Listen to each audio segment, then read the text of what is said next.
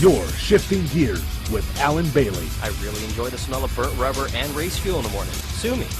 Whether it's NASCAR, IndyCar, NHRA drag racing, or AMA Supercross, we've got it. I'm going to be unapologetic. I'm not going to hold back. I'm not going to sugarcoat it, and I'm going to tell it like it is, whether you like it or not.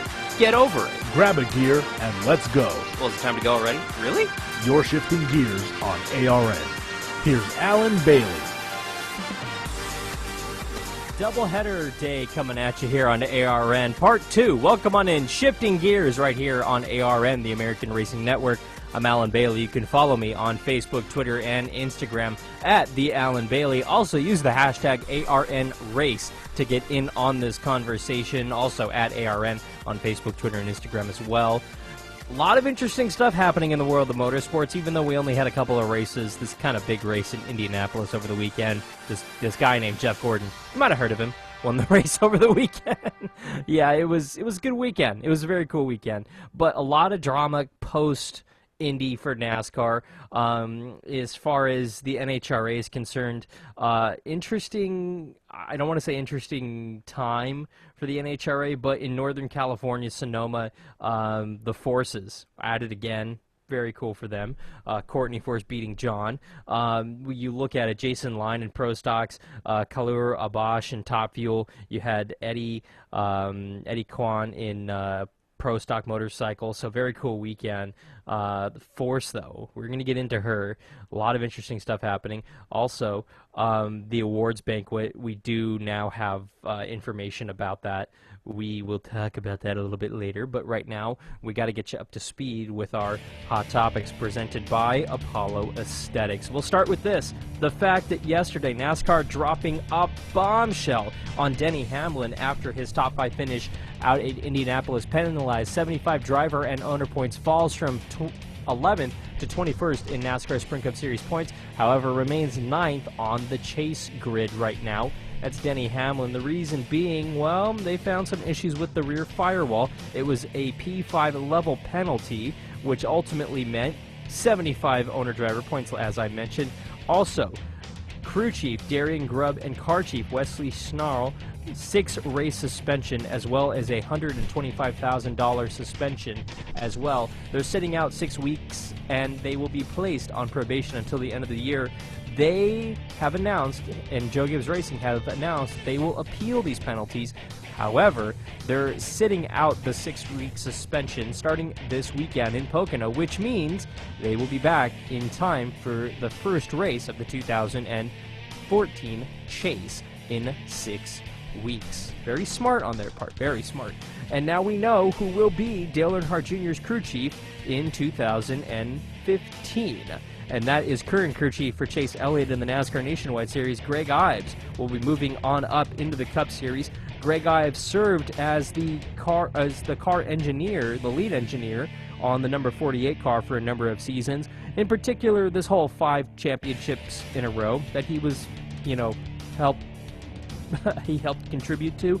Also, over 50 wins to his credit in the Cup Series as well with the number 48 team, as well as over 110 top 5 finishes, and yes, over 20 poles as well in the Cup Series for him.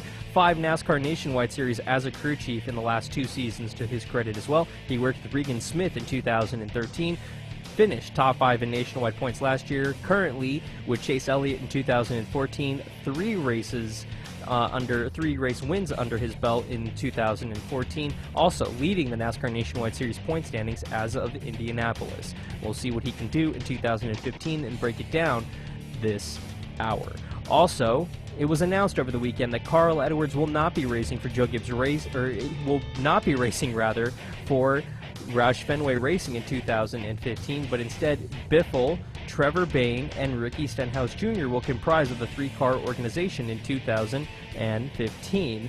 Joe Gibbs Racing has been the long-rumored destination for Edwards in 2015. However, that is unconfirmed at this time. And yeah, Joe Gibbs himself hinting at a 4th team over the weekend, but still nothing concrete at this time. Looking in the NHRA, no surprises over the weekend. The fact that this Force duo continuing to shine. Courtney Force beating her father John Force in the final to become the winningest female in funny car history and the NHRA Sonoma Nationals on Sunday. Claire Bausch won in Top Fuel with Jason Lyon in Pro Stocks, and Eddie Kalul in Pro Stock motorcycles are also winners.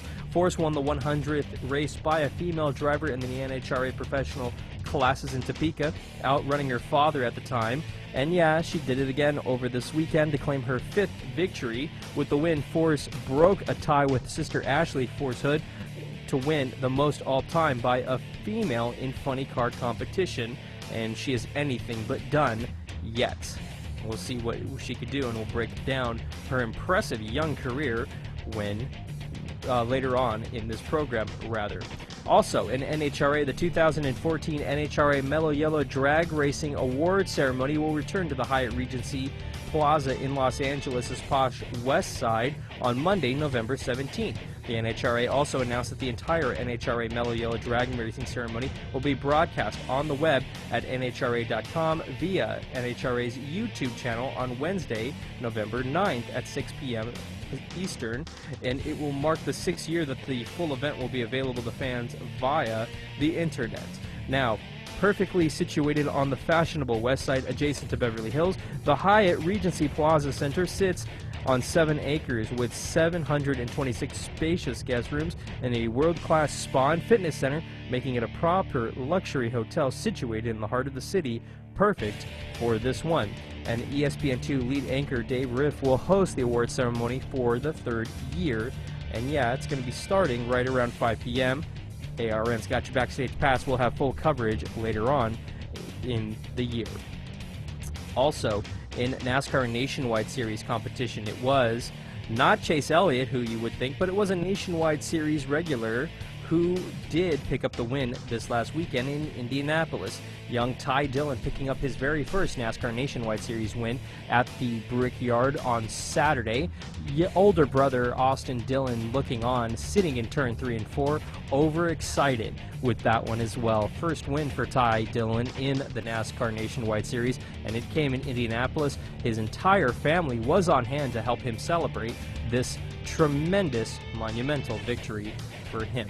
Sam Hornish will be returning to the number 58 for the Iowa race coming up here in just a few weeks. We'll be racing that number 54 Monster Energy Toyota for Joe Gibbs Racing. And Kenny Wallace, NASCAR Nationwide Series ringer, will be racing that August 2nd race at Iowa as well for RAB Racing. In his career, the 50-year-old North Carolina driver has 543 career Nationwide Series starts. And yes, he'll be racing for RAB this weekend in the U.S. Cellular 250 for the 6th consecutive year with RAB Racing. Are you looking to improve the look of your business online? Do you need help with social media or simply understanding what social media accounts simply are? I know where you can go. Log on to apolloaesthetics.com. They'll help set up social media accounts, web hosting, and they'll help set up your website. And oh, by the way, they don't charge you these hidden fees. It's done for one flat rate with all of these features included in it. Simply tell them what you need help with, even if it's as simple as simply taking a photo and uploading it onto your website.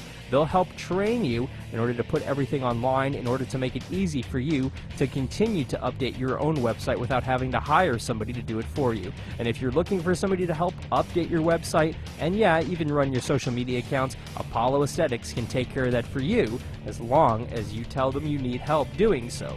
Log on to apolloaesthetics.com in order to request a quote for these services and more. They not only build your website, but help run your online business. It's Apollo and apolloaesthetics.com. We'll go ahead and step aside here. When we return, we'll take a look at the appeal process for NASCAR Plus. Brian France, how much does he get paid? And is he the next dictator in NASCAR? And is he running the sport into the ground? The fans respond, and why were the grandstands so bare in Indianapolis this weekend? And what does the chase grid look like now that Denny Hamlin has been fined? Don't go anywhere. You're shifting gears right here on ARN. This is ARN. the American Racing Network. I'm not sure if you know, but a lot of people are on Facebook, Twitter, and Instagram. And if I'm speaking a foreign language to you right now, don't worry. A lot of people have trouble with it, but you should not be one of them. If you're looking to get your business online, and if you're looking to build a stronger web presence online in order to build more customers and to sell more product, log on to apolloaesthetics.com. Not only will they help build a brand new custom website for you, but they'll help set you up with Instagram, Facebook, and Twitter accounts in order to build your customer base and get your product out there for people to see. Everyone's online and everyone has a smartphone. Does that free custom website that you can build really work on an iPod or an iPad? Well, Apollo Aesthetics build websites that not only are capable of working, but work with all kinds of smartphones and mobile devices. Log on to apolloaesthetics.com not only to see all the services that they offer, but to request a quote to get your business online today. It's apolloaesthetics.com. What is one NASCAR Unites wristband capable of doing? It can inspire a child to go farther in school.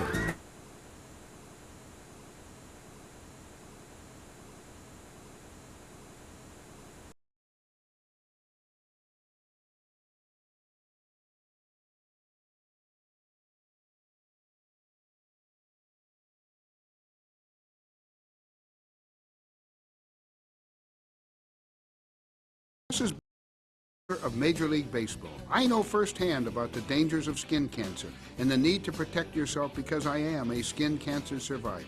MLB, its clubs, players, and the American Academy of Dermatology want all of you to play Sun Smart.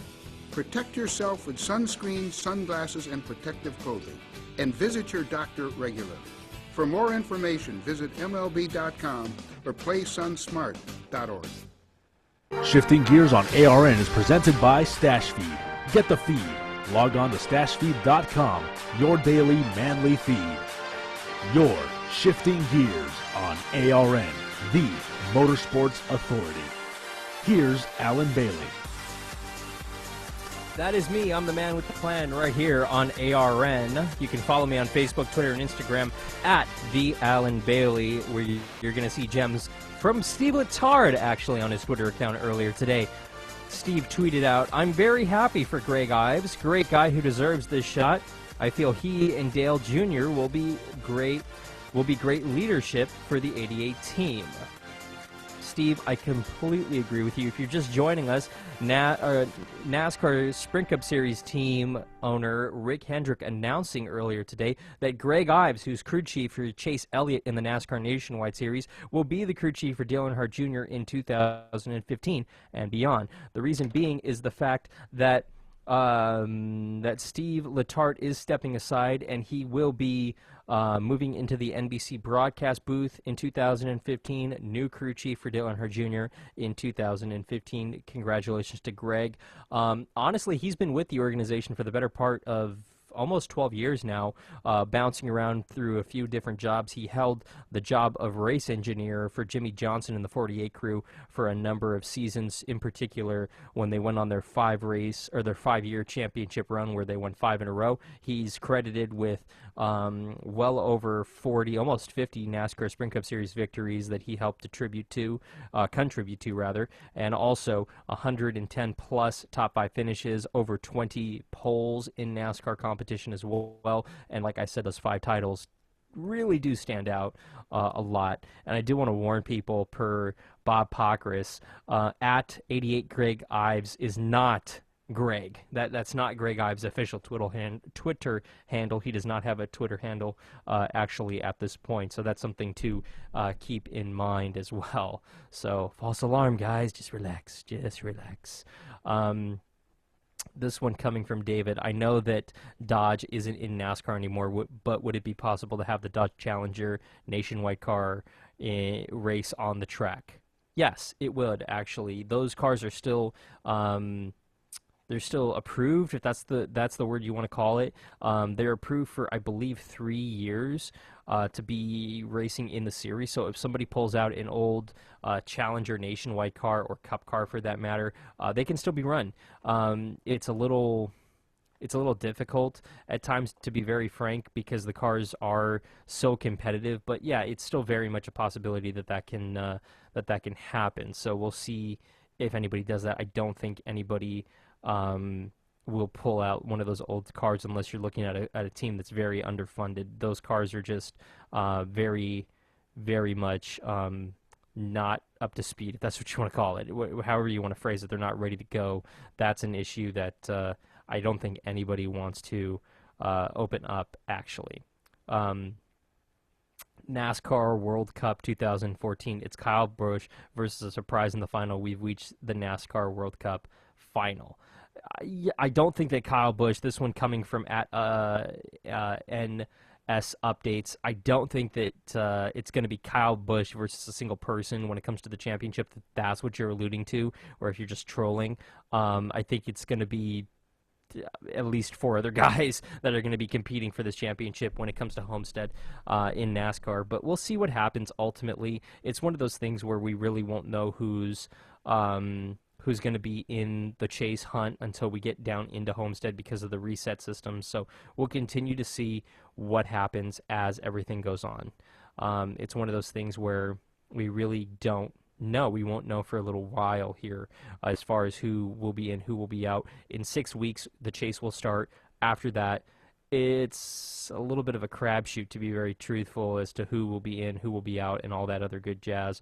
But we'll see. It's going to be a very good race season. It's going to be a very good chase, I think, for the most part here. This one coming from Joanne on Twitter. Alan, I'm very happy for Greg moving into the Cup Series, but who will be Elliott's crew chief in 2015? ? I don't know, to be very frank. I don't know who Chase Elliott will have atop the pit box, but knowing Rick Hendrick, knowing Hendrick Motorsports, knowing Junior Motorsports, which is essentially Hendrick Motorsports in the Nationwide Series, they're very well equipped. They reached down into their ranks and pulled Greg up into the Cup Series. They've been training him for a number of years to move into the Cup car crew chief role. I think that they have at least 2 or 3 people that can move into the crew chief role for Chase Elliott, but honestly, that's a question for Rick Hendrick, and that's a question that doesn't really need to be addressed really for a little while here. I think that this was done simply to let people know what's going on. The fact that it's coming from the Nationwide Series, it's the very, very definition of the Hendrick way of doing things. They're very much for moving people up through the ranks and training them in-house and keeping them in-house. Steve Letarte is one of those people who started at Hendrick Motorsports when he was just 14 years old, sweeping the floors, and he eventually became Dale Earnhardt Jr.'s crew chief, and now he's going to retire as Dale Earnhardt Jr.'s crew chief from, I don't want to say NASCAR, but competitive NASCAR racing, because he will still be around in that NBC broadcast booth as a member of this NASCAR family, but he won't be racing. He won't be competing with a single organization. He might eventually. I honestly see that he might actually just go, yeah, maybe after about 10 years, he might go, yeah, I still got another championship run in me. I'm going to crew chief this organization in the Nationwide Series or something like that. I do see that happening. But right now, I think he's enjoying the time with his family. He wants to enjoy more time with his family and really get off the pit box, get into that broadcast booth, and enjoy a little bit more of the normal racing hours than a crew chief does. A crew chief gets to the racetrack very early in the morning, stays late into the evening, make sure everything is broken down and packed away. They're going on the road to test. They're out in the race shop all hours of the week. Steve, frankly, will have the better part of the week off and just be gone on the weekends, which is, it's a nice thing to have when you're raising a family, especially a young family like Steve Letarte has.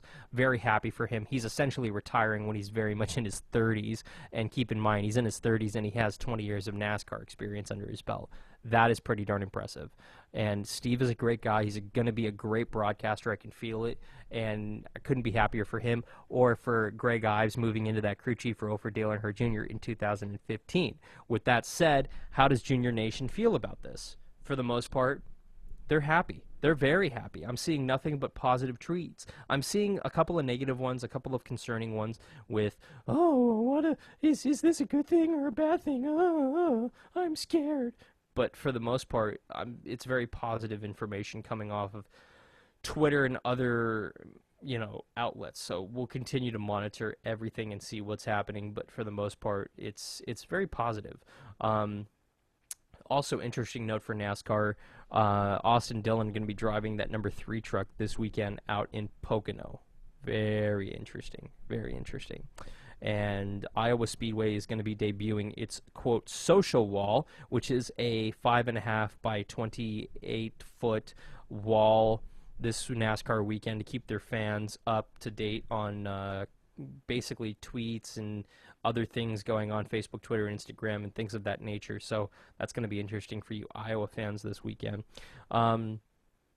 What we're going to go ahead and do now is we're going to go ahead and step aside. When we return, we're going to talk a little bit more about everything that happened in Indianapolis. We're going to talk about Jeff Gordon and what Jeff Gordon's career has meant to NASCAR. When will he hang it up? Is he going to hang it up relatively soon, or does he have another decade in him? I kind of tend to lean towards the latter, but is he going to be hanging up his driver helmet in the near future, and what will he do post-driving career? Is he going to move into an ownership role, crew chief? Is he going to be working with his family, maybe Ella or Leo as a driver? Who knows? We'll break it all down when we return. Don't go anywhere. You're listening to Shifting Gears right here on ARN, the Motorsports Authority. Right now, we'll take you out to Indianapolis for the sounds of Indy.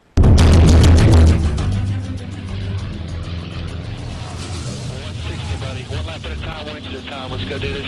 Careful. Stay focused, guys. Stay focused. Work hard. 4 man. Stay calm out there. Fight hard. You know how this place is. It's a tough track. Everybody knows what we got to do, and let's have a good time with it. Here we go.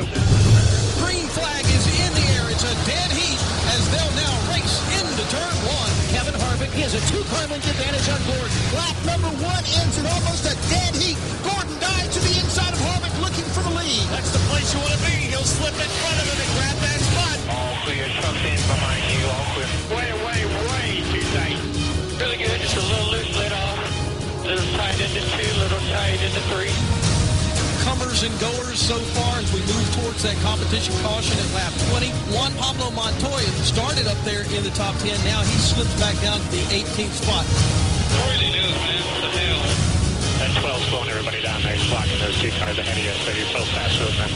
Shocker. All right, caution's out, back her down. Awesome job there, guys. I think it was really strong to start with. All right, do what you tell me here. I think we got to stick with the plan. 44, 4, 55, 31. My God. Really? See what happens. Let's just say we are on our own strategy. Green flag in the air. Looks like Gordon might have spun his tires on that one. Oh, real bad wheel spin there. Casey Kane will dive to the low side. He'll take the spot away from Joey Logano. 22 pitted behind you. You're clear by 20 on the 24th. Contact between Paul Menard and Juan Pablo Montoya. I asked him what the hell that was all about. They said he never said a word. I got inside the 27 and he turned down on me. Hell. Can I add a little something or blow up? Yeah, something. I know what you got there. Oh, problems in turn 3. Just hold on here. Coming to you here. I had a stage and I had no stinking brakes. I still don't have brakes. They must have cut a brake line here. Jeff Gordon trying to make a move on Kevin Harvick. Absolutely plowing. Don't let me go if he's got a problem with it. Jeff Gordon has his line. 18's got some debris on his grill, so he's trying to get behind Jeff to get it off. Jeff's just kind of taking off there. Coming this time.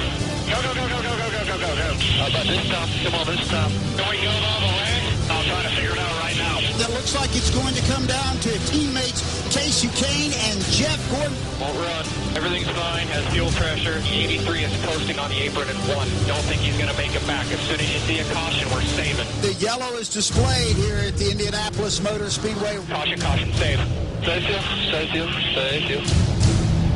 We're 2 laps short here, so we need to save hard. We need to save these 2 laps here. We're good. Just save. Just keep thinking about it. We got to find a way here. You can do this. What's he doing? He's going to make it hard on us to save because he knows we're close. Stay on him. We're keeping up with the pace car here. Like, he doesn't have to roll on the outside. You know what I mean? Just ignore him. Keep saving as long as you can there. I will. My tires are filthy. All right, bud. This is it right here. Let's make this happen. Simple. You got the flag. Moving. Try to 1-2. Still out Chill out there. Off turn 2, Jeff Gordon is the new race leader. He has taken the top spot away.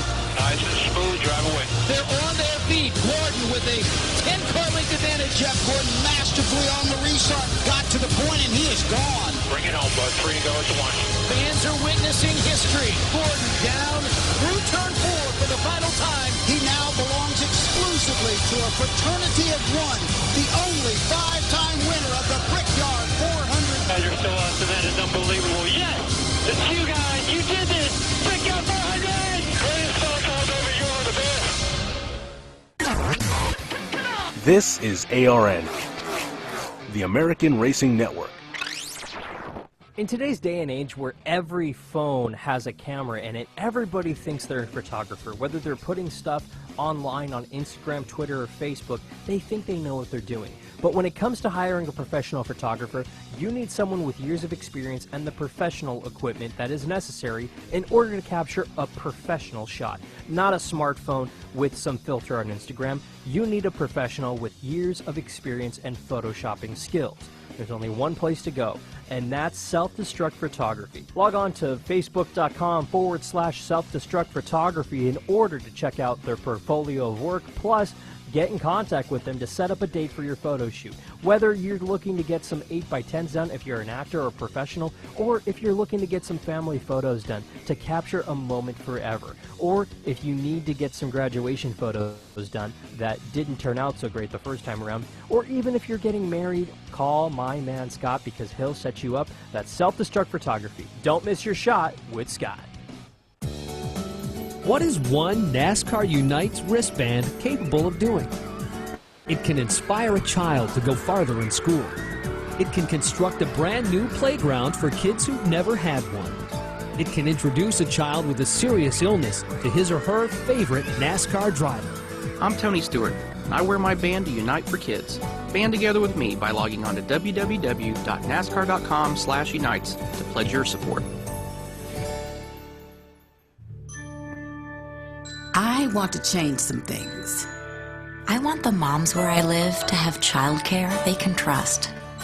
I want to make sure my little brother and his friends have a safe place to play. I want to help more kids graduate from high school. Help more hardworking families learn how to budget and save. I want more of my neighbors to have access to health care. Want to make a difference? There are so many ways you can. Help create opportunities for everyone in your community. I want to change what I see around here. United Way is creating real, lasting change where you live by focusing on the building blocks of a better life: education, income, and health. I mean, I just want to see more smiles on my sidewalks. Reach out a hand to one and influence the condition of all. Give, advocate, volunteer. Live United. For more, visit United Way at liveunited.org. Brought to you by United Way and the Ad Council. The odds of having a boy who grows up loving baseball, 1 in 6, which earns him a college scholarship, 1 in 2,500, that gets him a contract in the minors, 1 in 3,700, which leads to starting shortstop in the majors, 1 in 290,000. The odds of having a child diagnosed with autism, 1 in 150. You know the odds. Now learn the signs. Go to autismspeaks.org. Brought to you by Autism Speaks and the Ad Council. Shifting Gears on ARN is presented by Apollo Aesthetics. Log on to Apollo Aesthetics to start building your new website today. You're Shifting Gears on ARN, the Motorsports Authority. Here's Alan Bailey.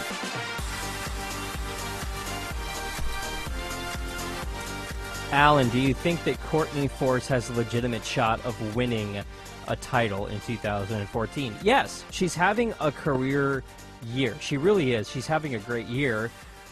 But ultimately, you can have a great year now in the regular season, but it's all about what happens when you're in the postseason, when you're in the chase in NASCAR, when you're in the playoffs, when you're in the countdown. That is when the real test of a driver, that is when the real test of a team will happen.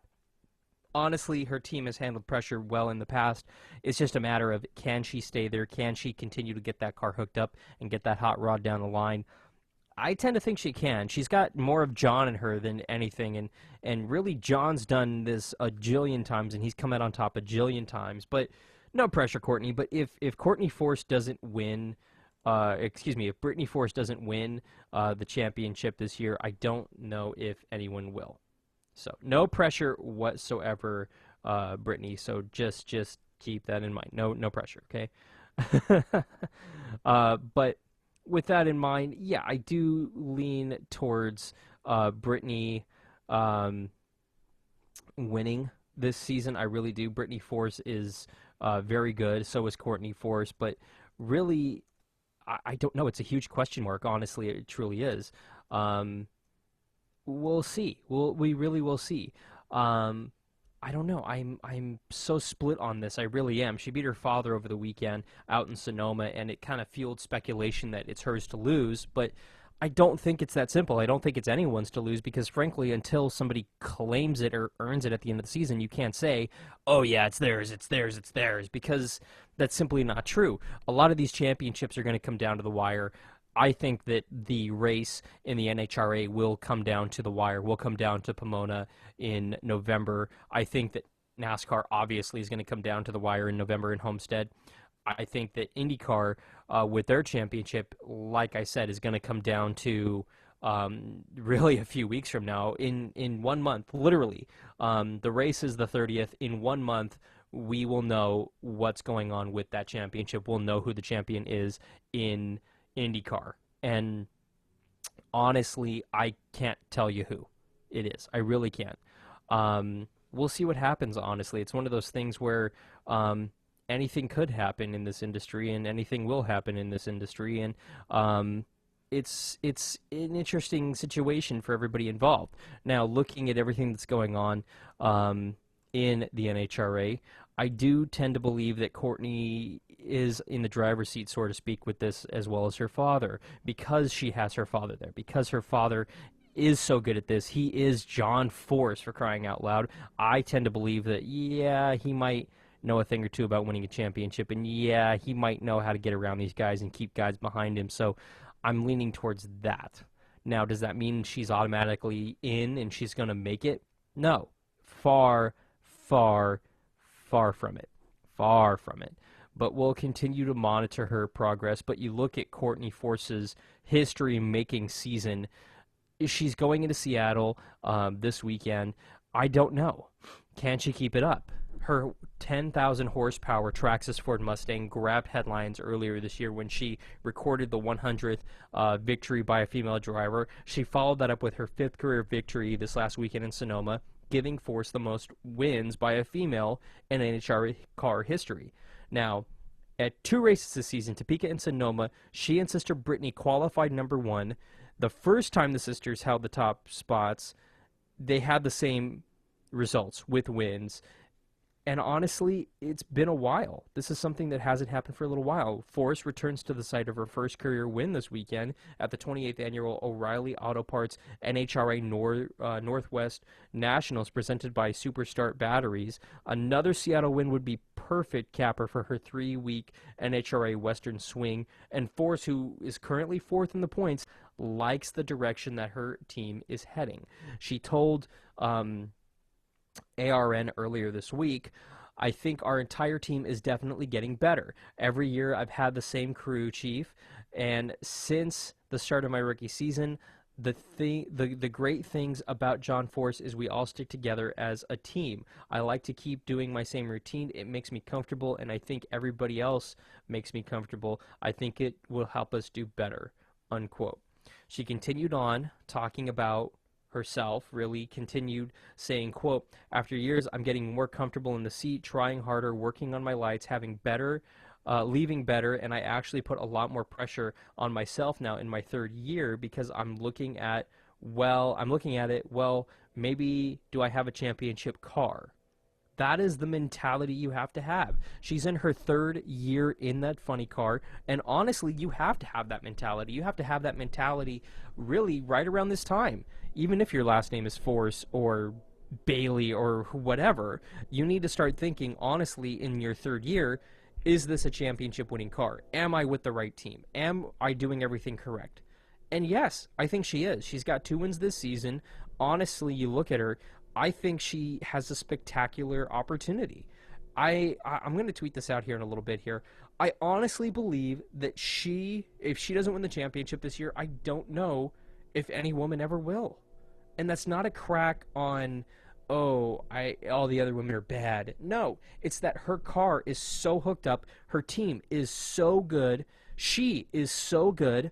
If she doesn't do it, who the hell is going to do it? Because all the factors are working in her favor, and everything is looking so good for that organization. I tend to think, Courtney, might be able to pull it off this year. She might be able to do it in dominating fashion as well. Can she? I have no idea. I truly do not. Time will tell. Force's first funny car celebration came in Seattle of 2012. It was a monumental event.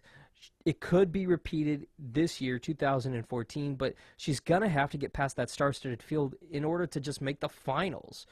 I mean, the defending event winner, Hagan, you have Tom Wilkerson, who have 3 victories at the facility, points leader, and John Force Racing teammate Robert Height, Del Worsham, Jack Bettman, Ron Capps, Cruz Pedregon, Alexis DeJoya, and Tommy Johnson Jr. She's going to have to knock all those people off their respective podiums. Alex DeJoya doing very well this year as well. I think that both of those women both have excellent chances to win this season. I truly do. But you look back at Courtney, meeting her final in the final is also a probability. 2 of her wins have come at her father's expense, and should Courtney Force find her in the same situation in Seattle, she pretty much hopes to display a calm demeanor. She was asked about that earlier this week, and she said, quote, "I think about it way too many things when I'm against my dad. Normally I'm calm and collected and think whatever is going to happen will happen, but I also want that win. I was thinking, don't screw up this light, don't red light, don't pull in too deep. I was nervous. I don't think I want to screw this up, and it was just one of those deals where I just want to go ahead and get this car straight down the track and do my job as a driver," unquote. Yeah, and that's the thing. When you're racing family, when you're racing anybody, a friend, anybody, it's a little personal because you have those bragging rights. You have that. But in this case, you kind of have it's a weird position to be in, to say the very least, because it's your team owner, it's your boss, but it's also your father. It's the person that taught you everything. It's a very interesting place to be in emotionally as a driver because you want to beat them. You especially want to beat John Force because he is the best in the business, but at the same time, that's my dad. That's my owner. That's the person that writes my check out every week. And while I want to beat him, I'm okay if I lose to him because he's my dad, he's my mentor, he's John Force, he's the best driver, arguably, in NHRA competition. I'm okay with losing to him. Yet at the same time, as a driver, like I said, that's John Force. Oh, I want to beat him so bad. He has so many wins. But that's Dad, and that's your boss. Can you see where I'm going with this? It's a very interesting position to be in. It truly is. I don't know. It's a very, like I said, it's no matter what happens, it's a win. It truly is, because in the situations where if you don't win, hey, your dad won, hey, your team went to victory lane. But if you win, you won. You beat your dad. You beat the best in the business. It's a very interesting position to be in, and I think Courtney is kind of mastering it. She's hitting her stride. It took her 3 seasons, but honestly, she is ready. She is ready to win this championship. She's competitive enough to win this championship, and I think she's going to give these guys a hell of a run for their money. But it's just a question of, can she make it last when they're in the postseason? That is the big question mark. That is the, hey, wait a minute, let's see what happens here. That's the, let's just see, I don't really know kind of question. So we'll see what happens. The O'Reilly Auto Parts NHRA Northwest Nationals coming up this weekend out of Pacific Raceway. We'll see what happens. I'm kind of leaning towards the Forces, though. They're doing very well right now.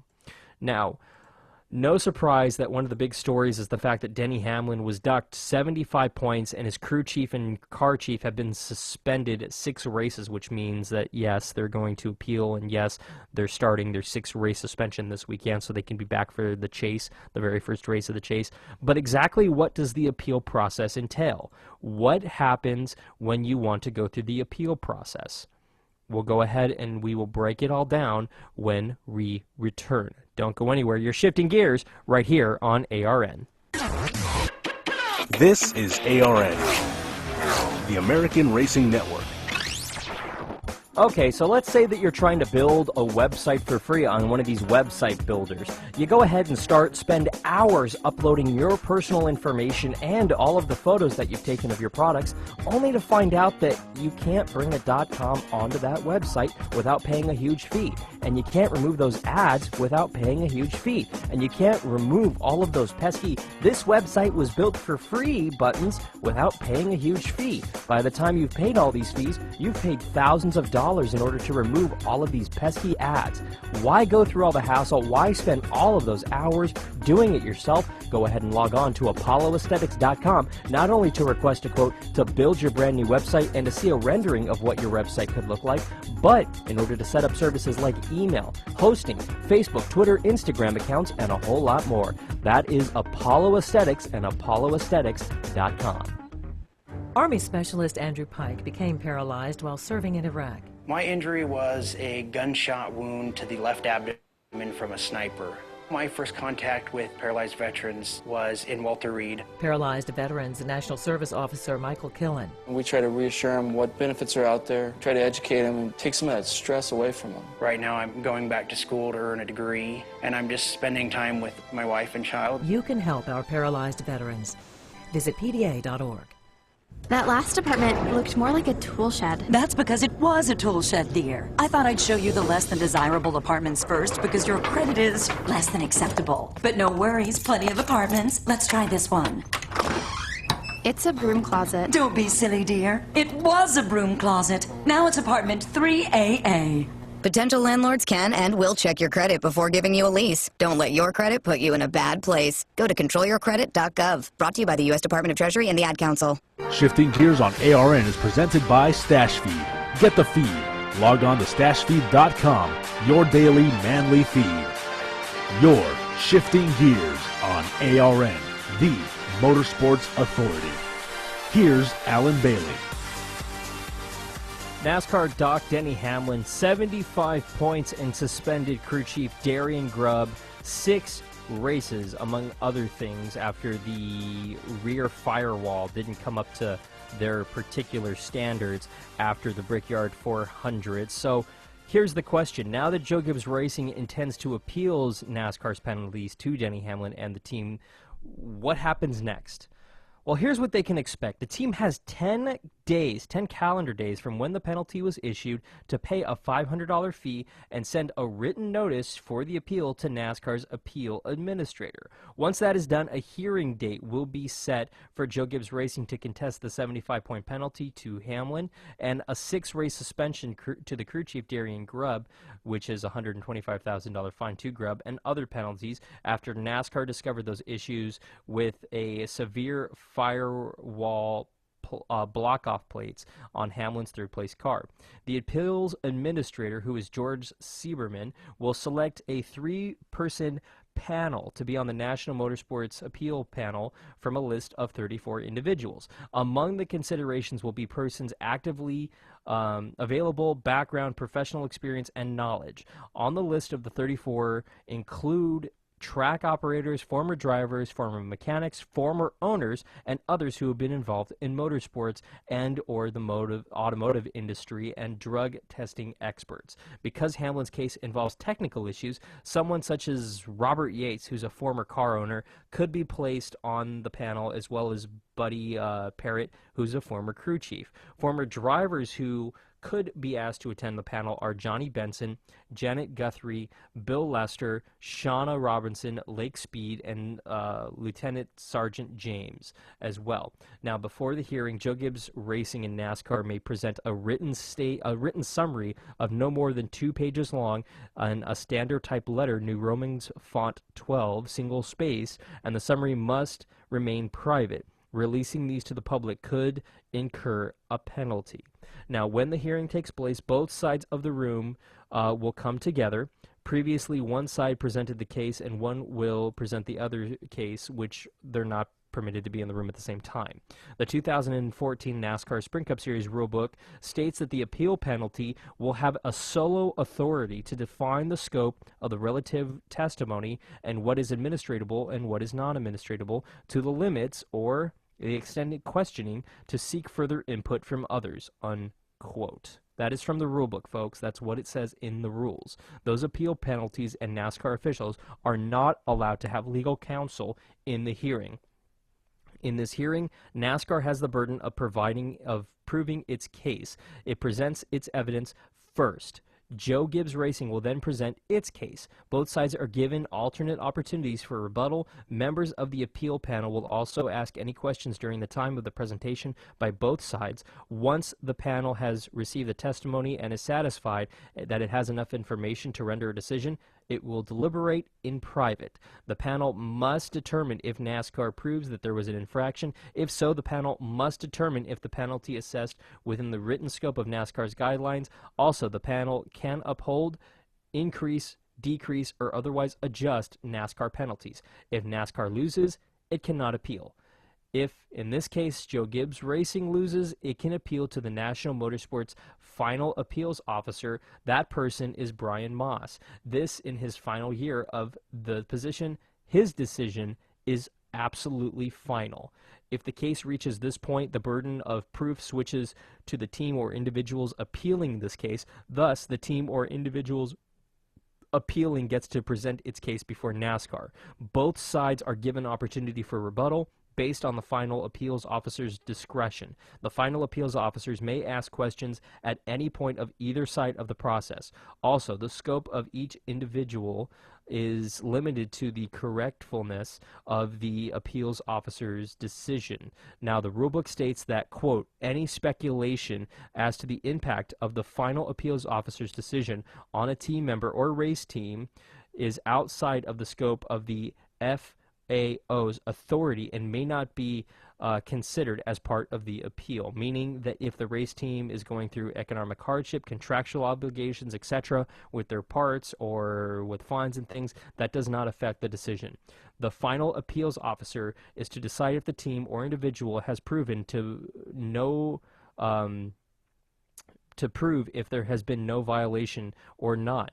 If the violation is found to have occurred, then the final appeals officer then considers the penalty. He can uphold, increase, decrease, or otherwise adjust the NASCAR penalty as they see fit. Basically, we don't really know what's going to happen. It's one of those things where it'll happen, and as it happens, we'll know more. We haven't heard of a specific date, so it doesn't look like Joe Gibbs Racing have filed the actual appeal yet and paid the money, but they will say that they did issue a statement saying that they will actually uphold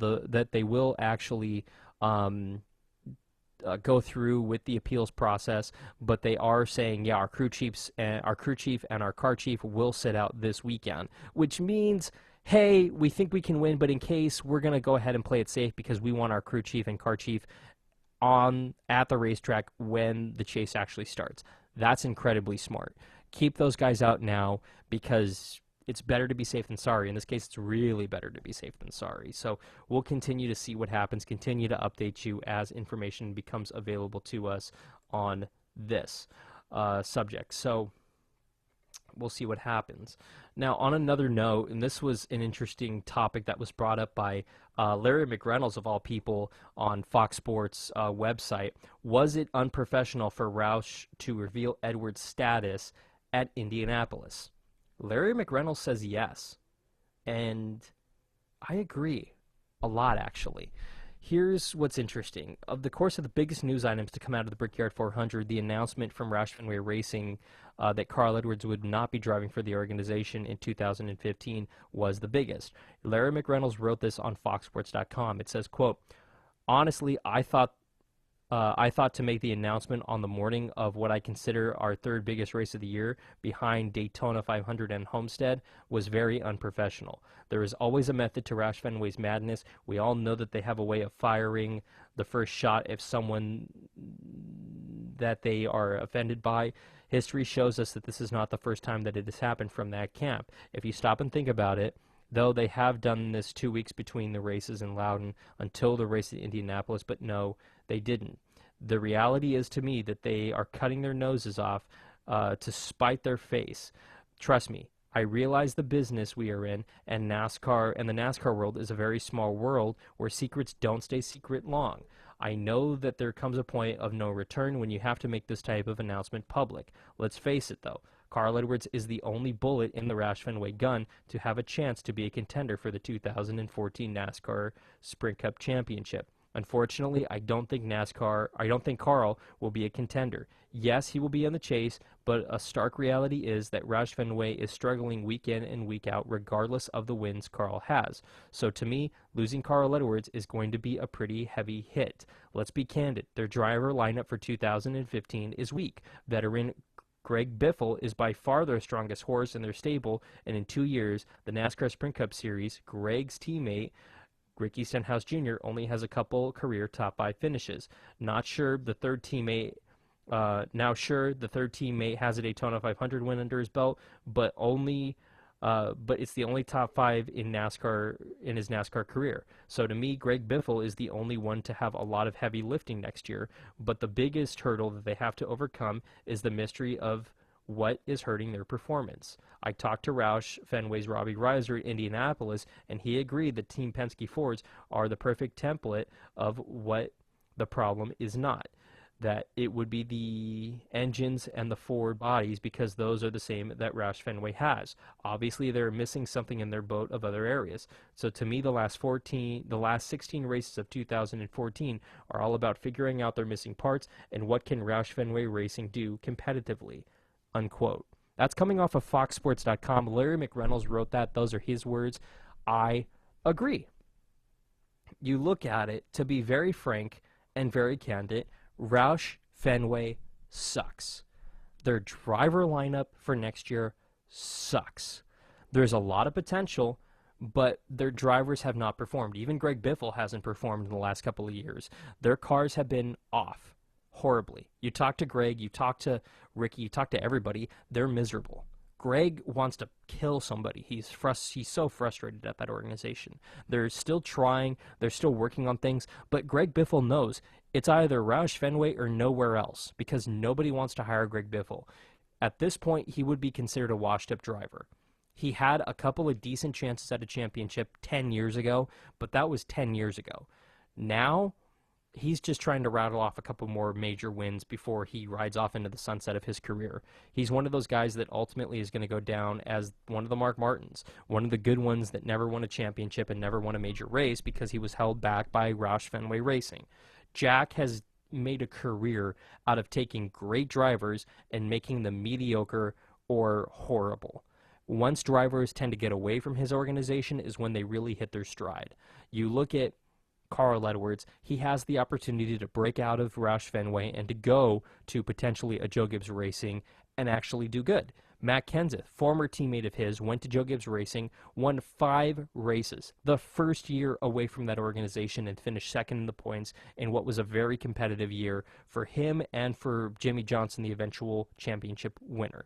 You look at Mark Martin, stepped away from that organization, won a bunch of races. 5 races the first year he was away from that organization at Hendrick Motorsports. Went into retirement and partial racing after that. He's in retirement now. You look at Kurt Busch, more or less forced out of that organization. He hasn't really gone on a killing stride here as far as wins, but he has won a number of races since then, and he has been in the championship talk since then. Again, stepped away, did good. You look at Jimmy McMurray, stepped away from that organization due to lack of sponsorship, and the very next year went out and won the Daytona 500, the Brickyard 400, and Charlotte the very next year. 3 races. He had never won 3 races in a single season, let alone those major races. It's very interesting. My point is this. If you want to win in NASCAR, don't sit in a Jack Roush Ford. The Fords are not the problem. Jack Roush was one of these teams in one of these organizations that pointed to the Ford engines and the Ford bodies as being the problem. And this year, when Penske started doing great with those same bodies and those same engines, Roush kind of went, okay, let's see what else the problem is. Because it's not the bodies, it's not the engines, it's clearly something underneath the hood. And I don't mean engine, I mean suspension, I mean aero, I mean something. Because something with that organization is off, and it has been off for the better part of 25 years. They're missing something, they've always been missing something, and I think they always will miss something. Because even in their stride, they had only really found a setup for the 1.5 miles. They've never really been dominant at road courses, super speedways, or short tracks. They've been dominant at the 1.5 miles, and that's the only thing that they've been good at, ever. The fact that Carl Edwards' 2 wins this season came at a short track and at Sonoma are comical to me. They really are. Because the win earlier this year in Bristol was a fluke. Rain came, and honestly, there was a good chance that he wasn't actually going to win that race, but Mother Nature happened. A wacky caution at the end happened, and he got a win. Congratulations to him. I'm not saying it's not deserving. I'm saying that circumstances definitely played a factor in his win. In Sonoma, I will attribute that to excellent fuel strategy and one hell of a driver behind the wheel of the race car, not the actual race car or the crew. So, Carl, I truly hope that you find a good place to race next year. I really hope that you get out of these Fords because clearly they haven't been working for you. I think he will end up at Joe Gibbs Racing. That's the rumor that's floating around the internet. That's the rumor that's floating around the garage area. And Joe Gibbs Racing even admitted earlier this weekend out in Indianapolis, yeah, we're kind of talking about having a Ford team, but it all depends on sponsorship. Yeah. But I've heard that they've actually hired on a number of different staff, crew members and things for next season, a significant amount, like maybe a 4th team, significant amount. So if that's the case, then really you have to stop and ask yourself, well, we have 3 teams, yet we have enough personnel to run 4 teams. Wonder what the connection is. Carl Edwards can't announce where he's going until September. So realistically, we won't know until for at least 30 days where Carl Edwards will end up in 2015. I'm pretty sure he's going to end up in a 4th Joe Gibbs Racing Toyota, though. Good for him. That's a good organization, strong organization. They need to work on their consistency, though. There's something that's, I don't want to say off, but there's something that they just need to break through. They ran in the top 5, all 3 of their cars this last weekend. It kind of went unmentioned. But that is an achievement, and the fact is that they have they only have really 2 of their drivers who are qualified for the chase. Matt Kenseth's still unqualified for the chase right now. No wins in 2014, but we'll see what happens with them, truly. I think that it's a matter of time before Kenseth gets in, but we'll honestly, truly see what happens. Now, this weekend, as far as our racing calendar is concerned, a lot of things on tap for this weekend. You have the O'Reilly Auto Parts NHRA Northwest Nationals coming up this weekend. You have the Pocono Mountains 150 on Saturday, the NASCAR Camping World Truck Series race. Nationwide Series in Iowa for the U.S. Cellular 250 on Saturday night. The NASCAR Sprint Cup Series in Pocono as well for the GoBowling.com 400 on Sunday. Also Sunday at Mid-Ohio, it's the Honda Indy 200 Verizon Wireless IndyCar Series race that's coming up on Sunday as well.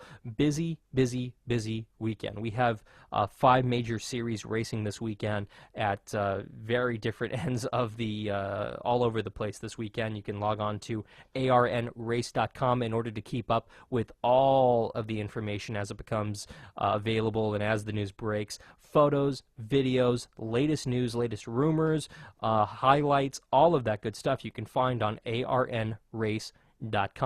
ARN, the Motorsports authority. On that note, I'm getting ready to hunker down. I got a couple of steaks in the fridge at home that I'm going to be grilling up tonight. I'm excited. And yes, Sharknado 2. It's happening. I'm very excited for the worst reasons possible. Sharknado 2, yeah! Anyway, I encourage you to check out the Nerdgasm podcast over on StashFeed.com. New show I'm involved with. The show, we're taping it actually tonight after Sharknado. I'm going to be taping it with my buddy Ben, and we're going to have an interesting discussion, let me put it that way. So, thanks for listening to this edition of Shifting Gears. You can log on to ARNrace.com for more information. See you at the track.